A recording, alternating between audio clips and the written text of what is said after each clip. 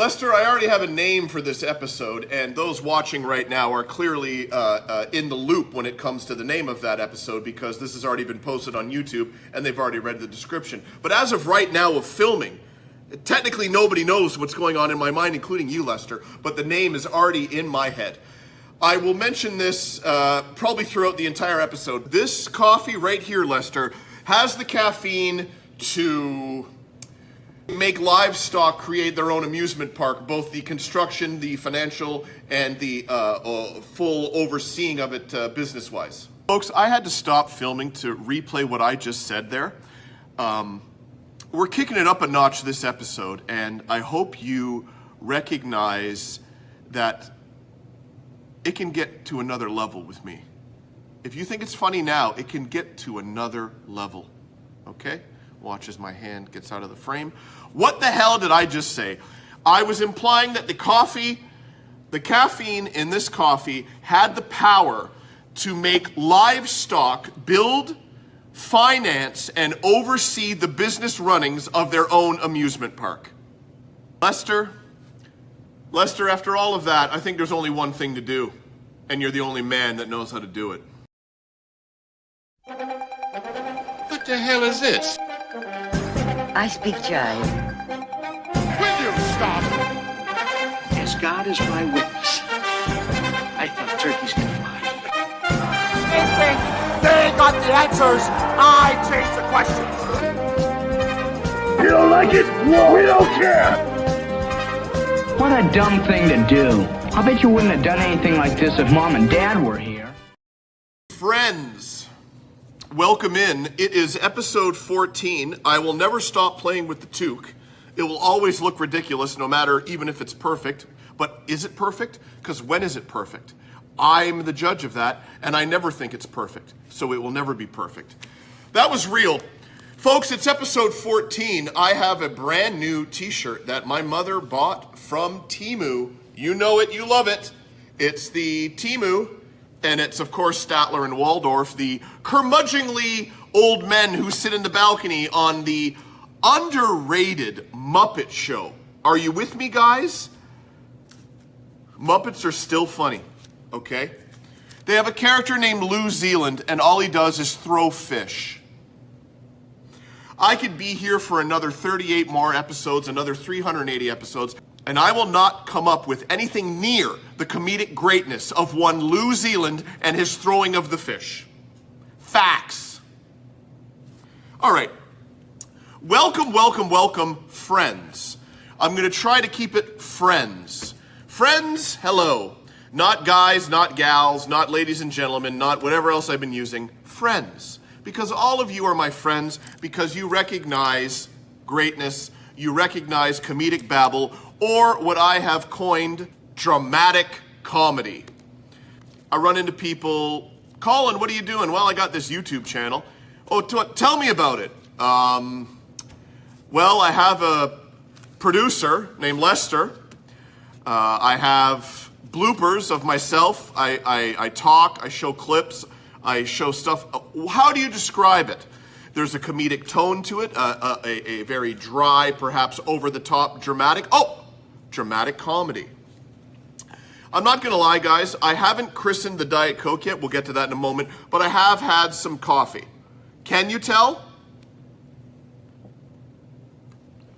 In fact, let us, as I said, today's can is Bro. I'm sure America is doing these cans as well, except that they don't have the French on top. Frère. Again, failed French. Every year I haven't told that story. Cue the light bulbs and the ideas that aren't going to appear in the graphics that I'm not going to put up in the edit. We're going to, first off, we're going to crack this. Hello, where are we at? There it is there.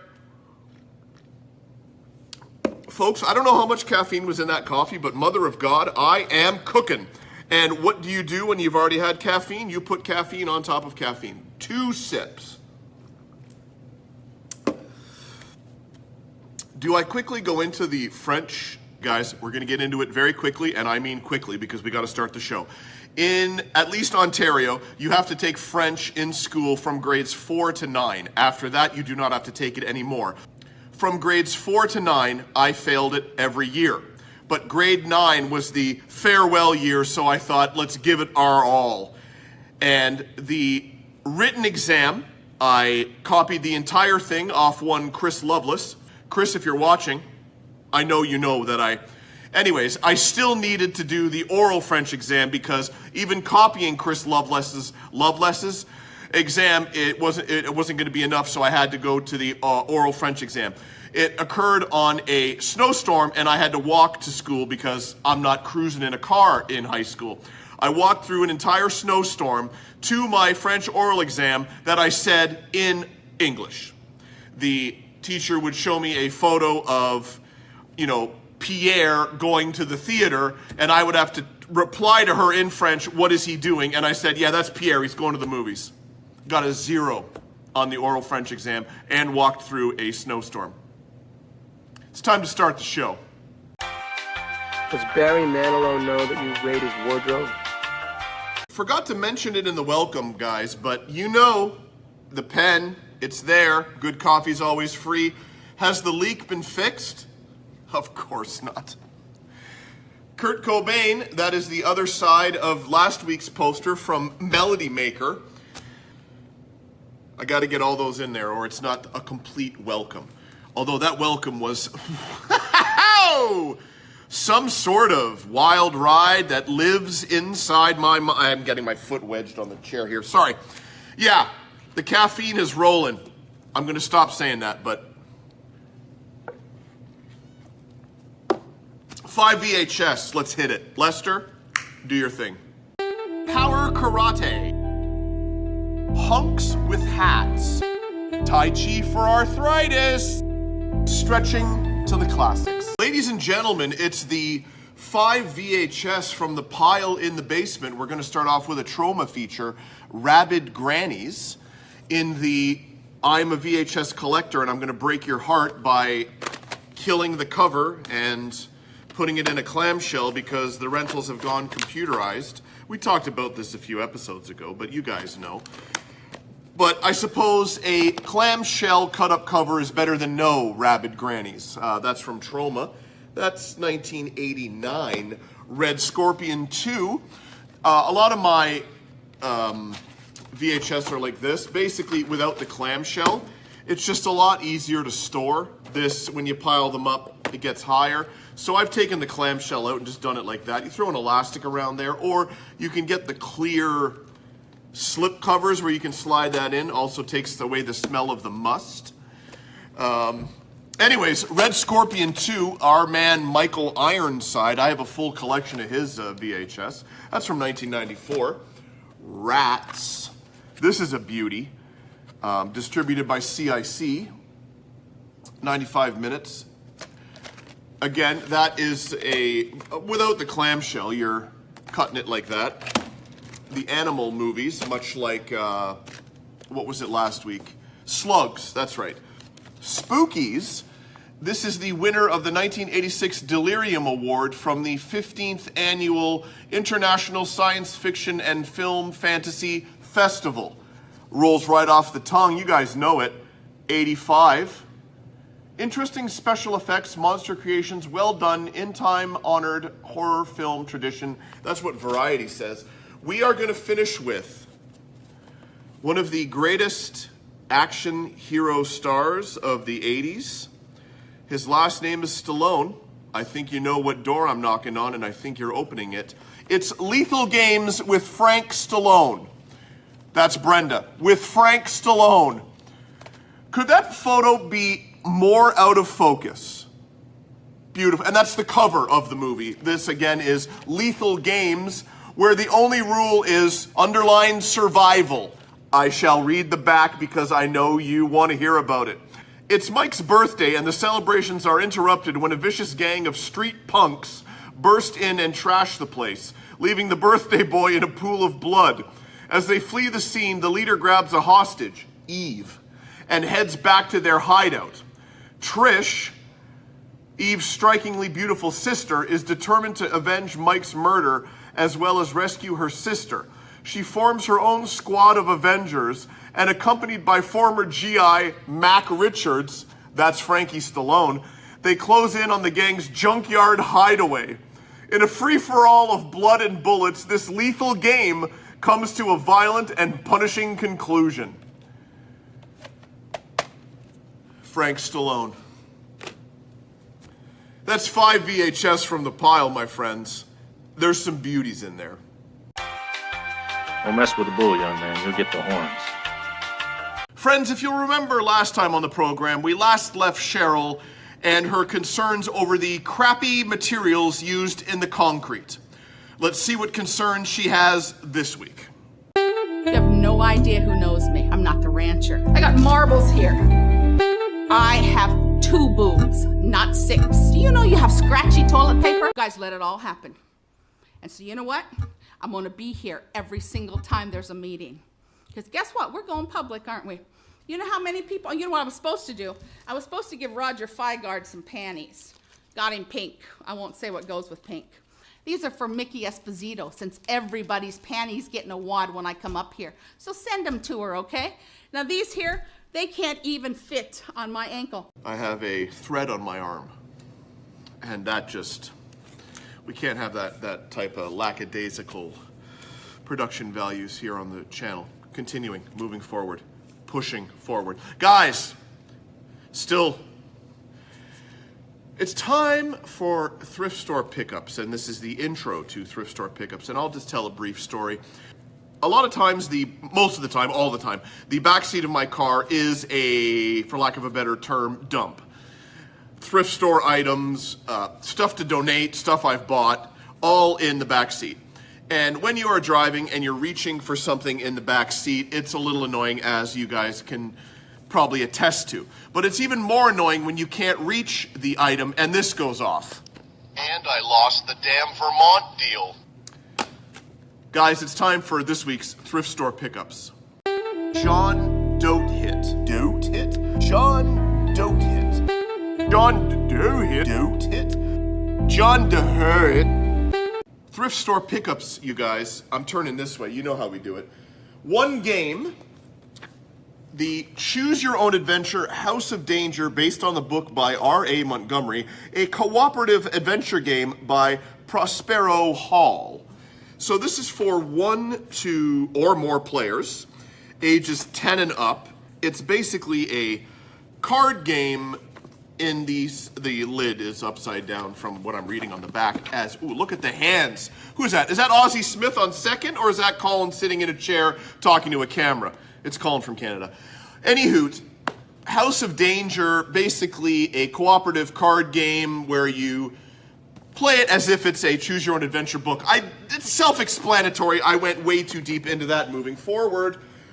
Don't usually focus on this, but for my nerds out there, it's not just blank DVDs, but it's dual layer 8.5 gigabyte discs. These are pricey and almost impossible to get nowadays. So for $5 for 25, that's a good price. For those of us still burning, am I the only one? I don't know. One video game, it's an Xbox game. I'm not really into the Xbox games. If there was a box of them and they were $1 each, I'd probably buy the whole box. But Digimon, any of the anime or Pokemon-like games from back in the day usually have a good investment value. You know what I mean? Like they go up in price, or they're, as the years go by, they're sought after. So this was $4, and I'm pretty sure it's worth more than $4. Get a better case and all that, but yeah. It's all here, instructions and all that. DVDs, we have Queen live at Wembley Stadium. This is a double disc. Again, I don't mind Queen, and for $1, I mean, the book is there, you know, double disc, hello. Blu-ray, I'd never heard of this film, 1964, Crack in the World. I'm assuming, and I think I assume correctly, it's one of those disaster movies. I'm all about that. The airport movies, the Towering Inferno, the Poseidon Adventure, Earthquake, you know what I'm talking about, those who know. But I had never heard of Crack in the World. We have Dana Andrews, Jeanette Scott. Okay? let's do the books. You'll be pleased to know that I proved myself correct. There are no cartoony books. Forgive my pronunciation, the Demu trilogy, Demu, sci-fi book, all 3 epic adventures in one. They always grab my eye. These also grab my eye. These were wrapped in cellophane, so I know exactly what bookstore they are from downtown Toronto. I did not get them there, and I did not pay $6.99 and $9.99 respectively. I paid $1.29 each for these bad boys. They are the mystery pulp books from the 70s. Cop Killer and The Locked Room. They are both a Martin Beck police mystery. Numbers 8 and 9. You know, it's usually the cover that grabs you. It's an odd photo, you know. What else? This is an odd one. It's a scooter cover. I have an electric scooter, not to that degree, but it's a electric scooter cover. So if I were to lock up my scooter outside, maybe put on the cover, it would be less likely to be stolen because what's under the cover, yabba dabba doo. Not just any iPhone charger, an actual Apple iPhone charger, so you know it's going to be good for $2.99. You're not buying an Apple iPhone charger from the Apple store for $2.99, but we're going to pick that up. I think we're going to do the VHS last. We're going to dip into the CDs. The very best of the jam. This is Peanut Butter Wolf. He is a rapper that I've heard good things about. He's not just one of these new school rapper, mumble rappers that us from back in the day doesn't care about, but he's actually quite good, I've heard, and he's from a few years back. Checking that out.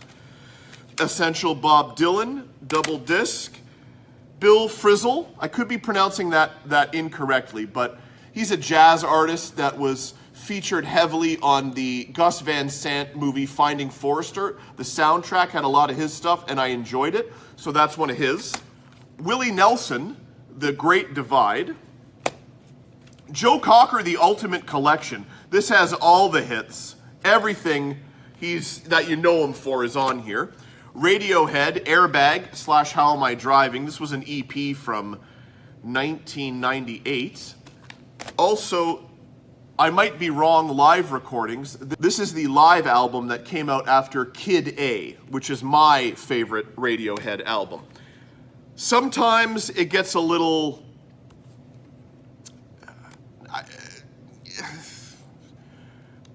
my expression, I think, explains it for those that are interested in Radiohead. Sometimes they lose me. Let's put it that way. Talented musicians, don't get me wrong, but sometimes it's a bit much for me. Not like David Hasselhoff isn't the greatest. The segue between the greatness of Radiohead into David Hasselhoff, You Are Everything, wearing a blazer and a plunging neckline, nothing underneath, and showing off the hairy chest. Gorillaz, The Fall. Kendrick Lamar. Very surprised to run into this at the Goodwill. I didn't even think new artists put out CDs anymore, but Kendrick, I thank you, and whoever else, not that I like any other new artists, but Kendrick Lamar, he's on my radar. John Lennon, Working Class Hero, the definitive Lennon 2-disc, everything's on here, you know the drill, as the CD falls out.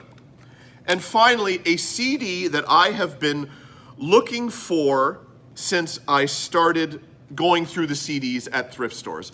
And you guys, of course, don't know how many thrift stores I've been to in my career of thrifting, but I do. And it is a lot. And I have never seen this CD in any of the thrift stores I've ever been to. It is one of my favorites. Old Dirty Bastard, Return to the 36 Chambers, has been found. Guys, I'm going to stop you right now and let you know that I am thinking what you're thinking. Through the power of the YouTubes, my iPhone, and a receding hairline, I will let you know that I am agreeing with what you are thinking right now. The date was May 1st. Mark it on your calendars. Tell your loved ones. Alert your place of employment and let the man in charge of whoever needs to know this information going forward, you would like May 1st off for a private celebration of the fact that Colin from Canada obtained Return to the 36 Chambers by the Old Dirty Bastard on compact disc. Okay, let's do the VHS. We're going to start off with Jonathan Winters, the madman of comedy. This, my friends, could be a deep dive on its own. If you want real comedic genius, and you've already experienced, you go over to this man, because he is the king. He is the godfather.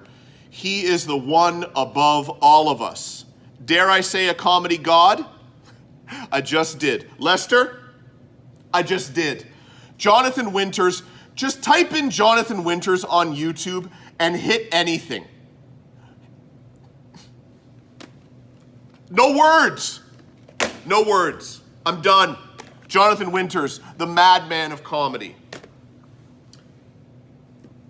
Going plummeting down from that, how to buy a vehicle without being taken for a ride. Without being taken for a ride. Buy a vehicle. Come on now. Oh, I said to myself, I don't know who's presenting this, but I bet I can't pronounce his name. And I looked down at Sheldon D. Joppru? Joppru. I am not doing this on purpose. I'm not even looking at the name of the people when I buy these. I'm looking at it for the very first time, presenting it to you. Sheldon D. Joppru. Joppru? Joppru. Finally, a couple of beauties for Jason over at the New 80s Revolution. Lock Up with Sylvester Stallone. You know the major... Excuse me, whew, that's the caffeine emanating from my mouth and my lower region to my mouth. I'm still feeling it though. Back to Stallone. You know the major ones, the Rocky, the Rambos, but if you look at the lower ones, god damn does he put on a good one. Daylight, I think is the name of it. He's trapped, I believe, in the sewer, I think it was. But Lock Up, you got Donald Sutherland, you got Sylvester Stallone. Great, great movie if you haven't seen it. Folks, do you like one-liners? Okay, I'm not going to ruin the movie, but Donald Sutherland is the warden of the jail, and he goes up to the jail cell, and he taps his ring on the bars of Sylvester Stallone's cell, and then there's the tight shot of Stallone. You won't break me. Okay? I mean, I didn't ruin the movie, trust me. There's more one-liners than that. Check out Stallone and Lock Up, and again, that's going to Jason over at the New 80s Revolution, along with Spin It Around, Adventures in Babysitting. Hello. Beautiful. This, I mentioned this before on the program. Oh, the book. Yes, the book.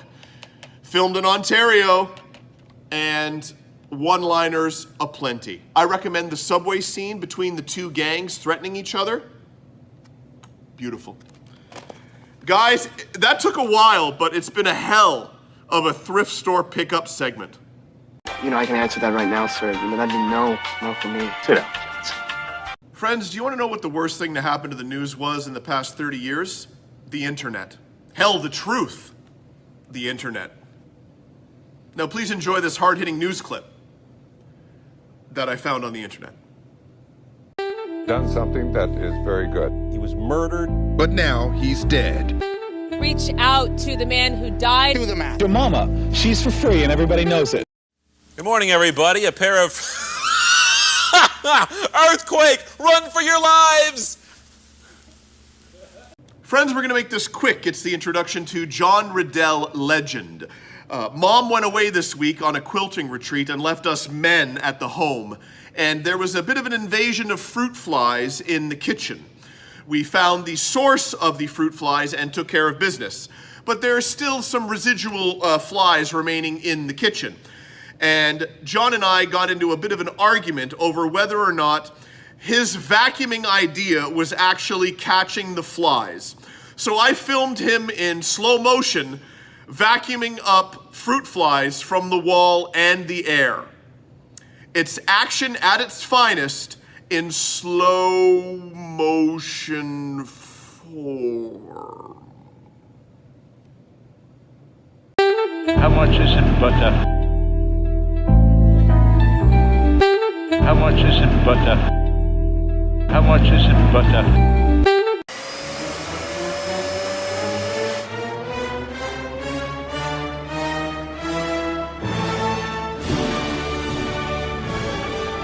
Friends, the impassioned speech usually occurs at the end of the program during the announcement of the new sponsorship.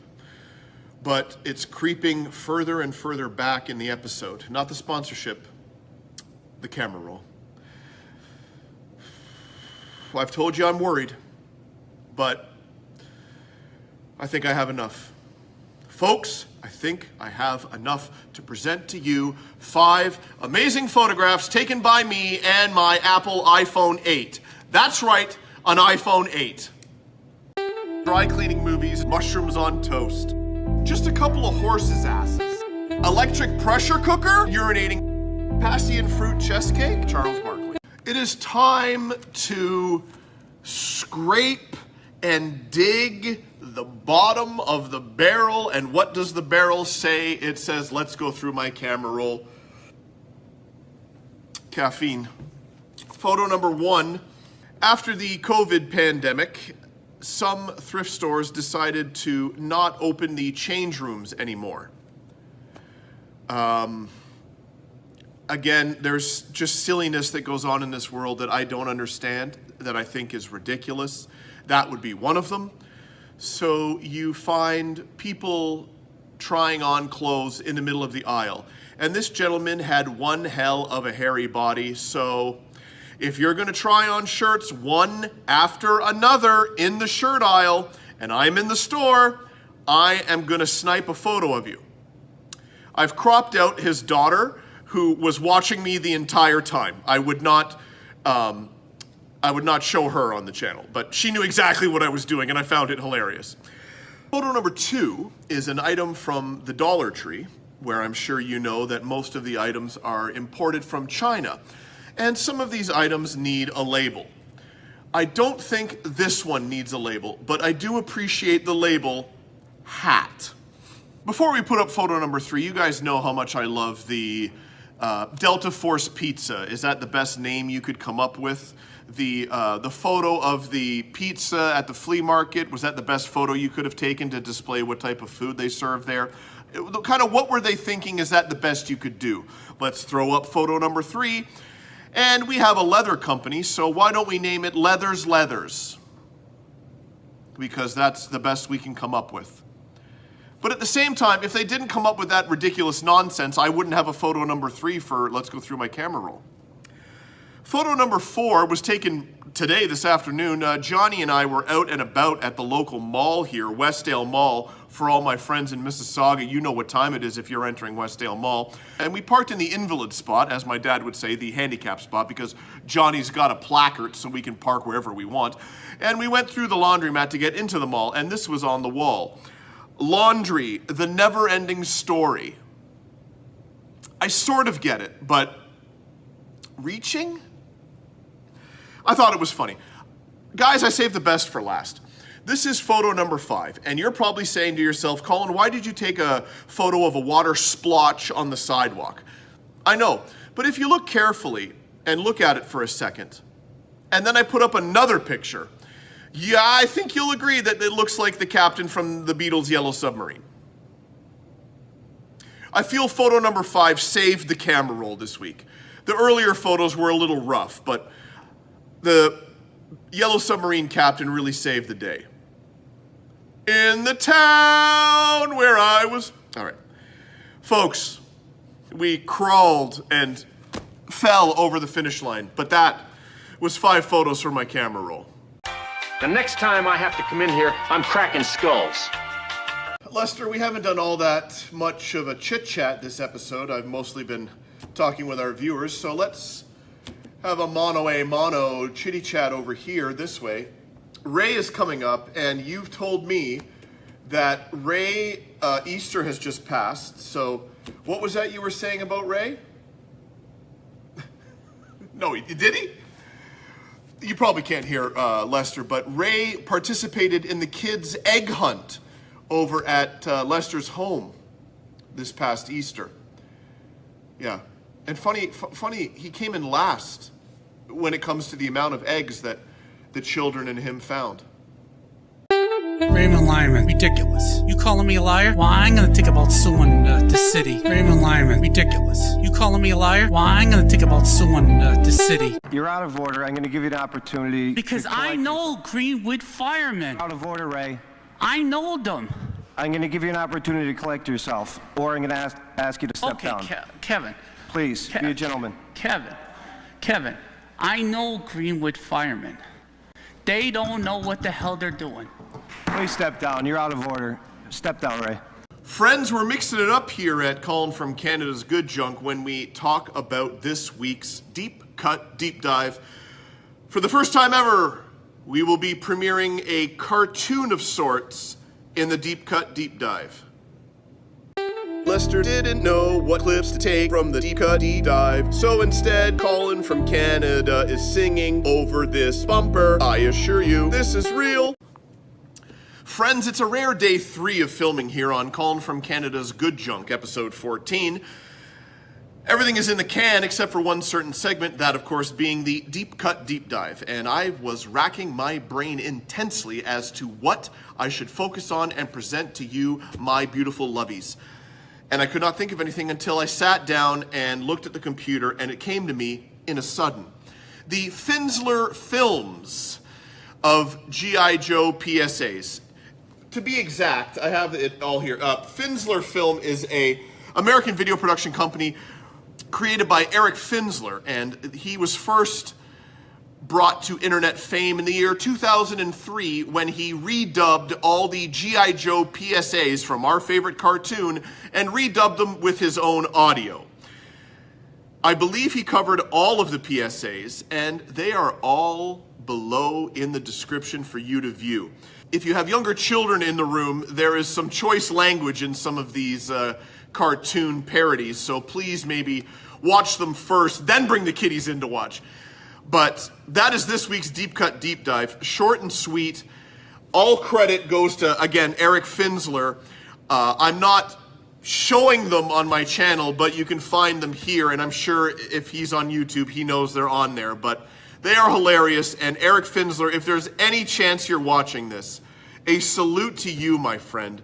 Absolutely ingenious stuff.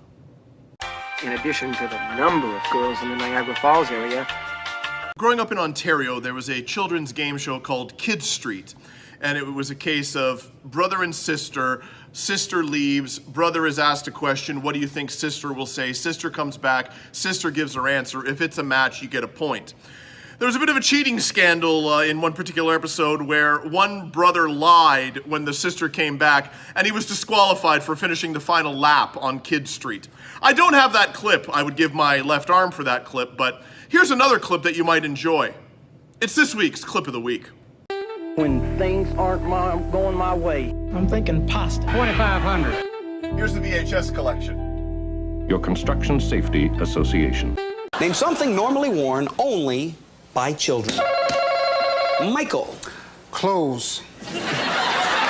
Friends, if you'll recall, 2 episodes ago, Lester and I were speaking, and he absolutely floored me when he said, "Who's this Gorilla Monsoon guy?"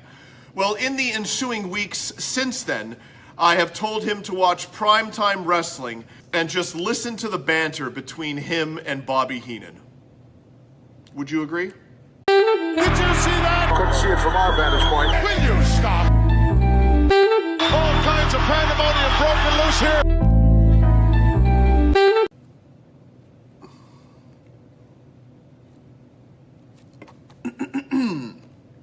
Right in the external occipital protuberance. The door's way too heavy, sir. Friends, the champion is already in the ring. He's already been announced, and the challenger is making his way down the aisle. we're going to roll the bumper and come back, and you're going to find out who let's be honest, Rod Serling is taking on this week. Delta Force Pizza. Delta Force Pizza. Friends, turning to my right, Rod Serling, 8 votes to 1 over the Chips Gun Badge and Handcuff set. I don't need to tell you what day I'm filming. I'm pretty sure that's going to hold on for the win. You're here to see what is going to take on Rod Serling this week. It is a beautifully detailed set of figures from, well, the characters are from probably my favorite TV show growing up. That, of course, is SCTV. And the figures, as I turn them around and get them ready for you, are, of course, Bob and Doug McKenzie, respectively. Okay? That's about all I can do. That doesn't do much, does it? But, again, the details, we can take some time on these. The beer, the stubbies, the beer bottles, the back bacon, the donut, the cases of beers, the chairs, and then if you were to open them, they would create the set from the Great White North. Okay, let's look at the other one here. Again, the beer stubbies, more donuts, beer cases, and again, you know, this is by McFarlane Toys, as you can tell. The details are exquisite. I picked these up in the year 2000. Okay, I picked these up 25 years ago. I wouldn't have said 25 years ago, but time flies when you're collecting stuff and hoarding it, and you know. Anyhoot, this is Bob and Doug, portrayed by, of course, Rick Moranis and Dave Thomas from SCTV. Again, my favorite show. Just if you want just pure comedy, just look up SCTV Halfwits on YouTube. I'll put it in the description. I used the clips as We'll Be Right Back bumpers in a few episodes ago. I don't know how many people caught that, but just genius. Just genius. I'll do a quick story. There's 3 sketches where they do Halfwits, and I think it's the 3rd one. So it's a game show, and so in this particular aspect of the game show, you have to get your partner to guess the word you have in front of you. And one of the characters, I don't know what the word was, let's say it was solitaire. He's trying to get the guy to say solitaire, and the other character says flower. And the guy who has to hear solitaire says, well, how are you spelling flower? Like that is what gets me. That's just goddamn genius. And then Eugene Levy plays the host. It doesn't matter how you spell flower, the word solid, you know, whatever, but how are you spelling flower? Just awesome. Again, I think all 3 sketches are on YouTube. I'll try to put all 3 of them in the description, but that's just a sprinkling of what SCTV was. And if you haven't seen SCTV, get your grubby hands on it and begin to watch from the start up until the end. It is amazing. So, this is the challenger. We got 2 guys taking on 1. It's Bob and Doug McKenzie against Rod Serling. Did I ever think I would say that out loud? Okay. Perhaps in my head, but not out loud. I'm going to put the poll up. You're going to vote. Rod Serling, he's on a bit of a winning streak. The title remains over the shoulder. Can Bob and Doug dethrone him? The answer lies with you, folks. Vote now. By the way, that clock's 20 minutes fast. Friends, the hilarity rolls right along as I am here to introduce this segment, otherwise known as the bloopers. What am I doing? Gotta stop saying What can I tell you? Try again, son. What am I deep in thought up in here? That's here nor there. You are actually laughing. Right in the octurnal superturbulence. A lot of times the backs lovers, fighters, until mine and your untime, until bip bip bop boop. The color that doesn't look good on you, I will haul. Celebrate it yearly from now until our death. It is mighty. Magic will be thrust upon you. The VHS becoming you this week. That's something that's important to me. That's something that's important to me. That's something that's important. That's day 3 of that door's not closed. Everything's got to be perfect here, folks. Come on now. Come on. There's some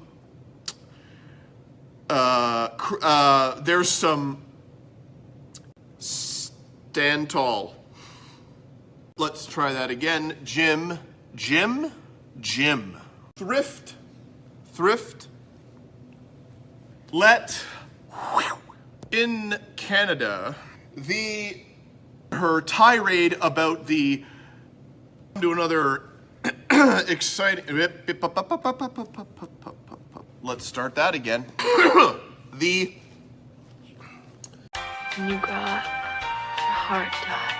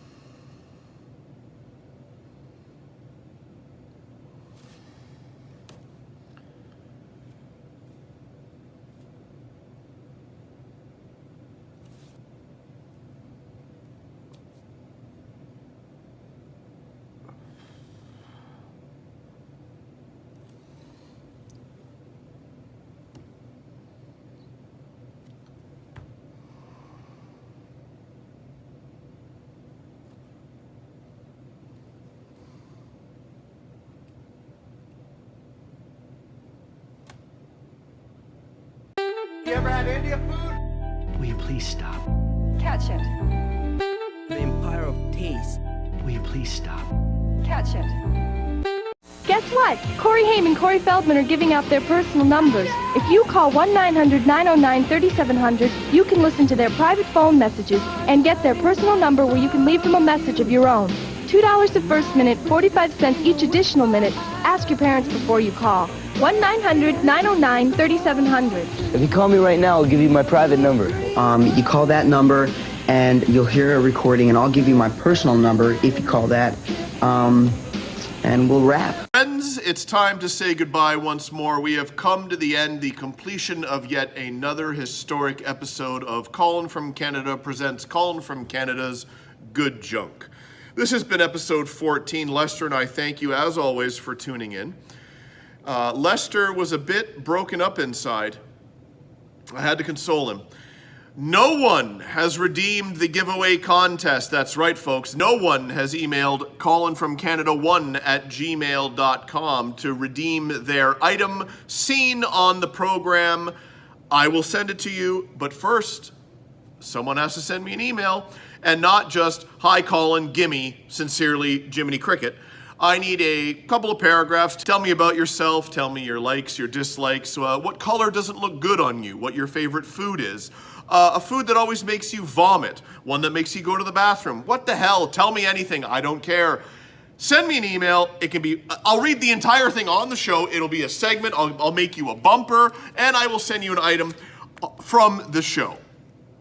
Okay? It's as simple as that, folks. But what's even more simpler is the fact that the pepperettes are a firm $12. Lester knows it. I know it. The good people of this city know it. There is no haggling. The paper rates seinen steifig $12 ein Aufdinger.